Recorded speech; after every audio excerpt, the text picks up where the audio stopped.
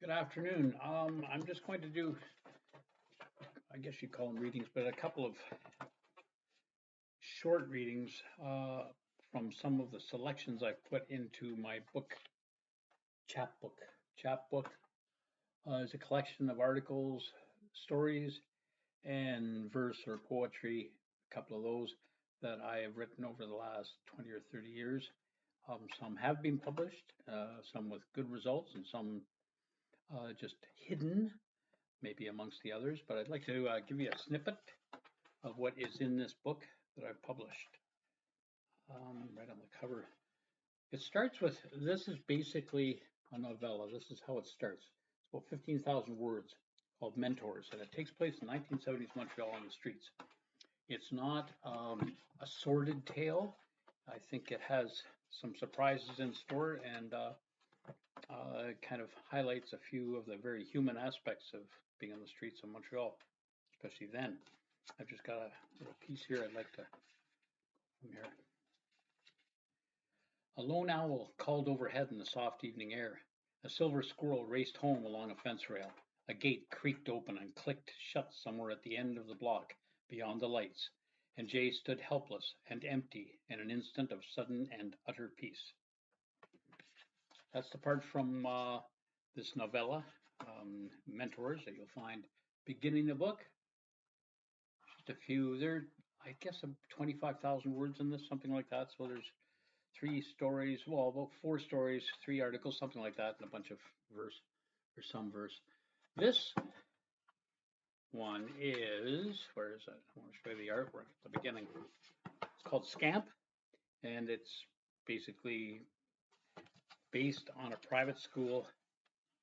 Oh, I don't know, back in the 1970s, maybe 60s, called Scamp, and that artwork is Arlita Ann Byers. I love it. Anyway, here's a little selection from Scamp. Where are you here? Okay.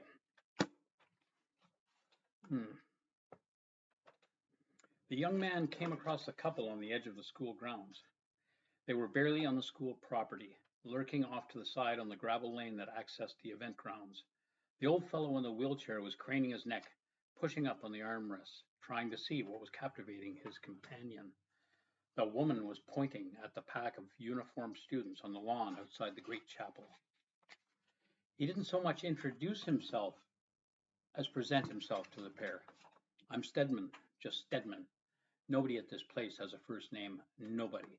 I don't think they were even born with them, and if they put a Mr. in front of your name, you really are in the hot soup. He followed her gaze to the gathering, where it seemed to be fixed on a boy standing stiffly in the middle of the grass, far from his classmates. Stedman looked back to the woman. You know him? Was the old girl about to cry? Suddenly a voice squawked from a loudspeaker in the field, and 100 boys and young men burst out in cheers and whistles. The field came alive like a carnival. Come on, Stedman grabbed the wheelchair handles, pushed up and on to the closely cropped glass, and headed for the great tree with his new friends. That's Scamp. It's a short story called Scamp. And then I skip to another of the shorter short stories. This one is called, oh no, I'm sorry, I'm not going to that. I'm going to the article, The Rescue of a Lifeboat. And this one did receive a Canadian National Weekly Feature Award, first place, if I do say so myself. And there's a little bit in here I'll just fire off. This is about a true story, basically. On South Spring Island, Fulford Harbor, there was an old hulk of a lifeboat that just lived in the bottom, in the mud, in this inner harbor where the ferry would come and go. And it moved around over the years and decades, and finally something happened. But this is just one part of this story. Bot walks down to the end of the public wharf and again stumbles on the part he needs. Scrounging also leads to the Vancouver Maritime Museum, where, thanks to the words of Haley's mystery old-timer and the boat's distinct Mediterranean sheer, a photograph of the ancient steam tug Alexander reveals a lifeboat stowed on deck. If it's not Bison, it is clearly her twin. During the summer of 2000, Bot is rarely alone as Fulford residents respond enthusiastically to the reincarnation taking place on its shoreline. For some who gather at the rail, it is a rare opportunity to watch firsthand the reenactment of a disappearing trade. Knees are cut, sanded and fitted. Ribs are steamed and bent into place. Rails and king plank and deck appear as if grown on the spot. For many others, the little lifeboat opens a vein, and the simple joy of kibitzing, trading, yarning, and just plain helping out pours forth freely. You can do things in this community that you can't do anywhere else, Bot tells a friend. Bison just reflected how appreciative and helpful people can be. And that basically is just a smattering of stories and other things in here. There's a more, not nearly enough of Arlita's artwork, but there are 3 or 4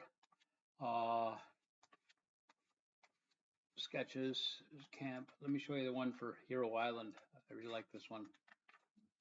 Oh, here's Mexico. There is one of her. This actually accompanies the piece that's on the cover. Anyway, I wish I had twice as much of this. Maybe in the next issue of this, I'll do that. But I hope it kind of gave you an idea of what you might find in there. It's completely different. There's some pretty silly stuff and some, I think, pretty serious stuff. And I think it's well done. And I really believe it's a good read. And I hope you come across it somehow and someday. Thank you. Good afternoon.